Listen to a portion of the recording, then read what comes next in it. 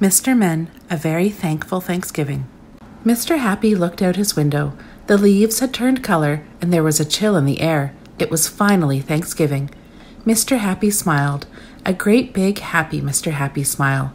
Mr. Happy liked Thanksgiving. Suddenly, Mr. Happy frowned. There was so much to organize. There was so much to prepare. There was so much to do.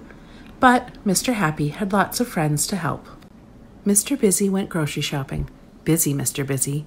It was lucky he had Mr. Strong to help carry all the groceries home. Little Miss Neat cleaned the house from top to bottom, and from bottom to top, just to make sure.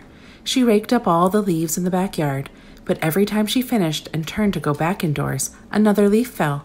Backward and forward she rushed. Poor little Miss Neat. However, some of Mr. Happy's friends weren't so helpful, like Mr. Messy, who offered to make the decorations. He decided to use maple leaves and pine cones, but oh dear, it looked like the forest had come inside the house. Little Miss Neat was not very happy. And Mr. Wrong went out to chop wood for the fireplace. But Mr. Wrong, being Mr. Wrong, picked the wrong tool.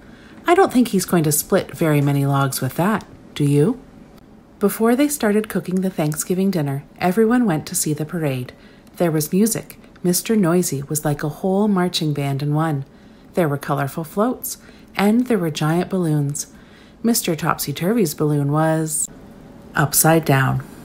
After the parade, everyone went back to Mr. Happy's to cook. Mr. Greedy cooked 2 turkeys, one for everyone else, and one all for himself. Which turkey do you think is Mr. Greedy's? Mr. Forgetful made pumpkin pie, but he forgot to put the lid on the food processor. Whoops! Let's hope Mr. Happy wanted an orange kitchen. And Little Miss Sunshine made the cranberry sauce. The cranberries popping in the pan made Mr. Nervous very nervous. He hid under the table. Finally, they all sat down to dinner. It was a splendid feast, although possibly not quite as splendid as Little Miss Splendid's hat. But there was an empty seat at the table. Who was missing? Why, Little Miss Late, of course. And then everyone gave thanks. Mr. Greedy was thankful for so much food. Little Miss Lucky was thankful she was so lucky, and Mr. Chatterbox was thankful for many, many things. He went on and on and on. Enough!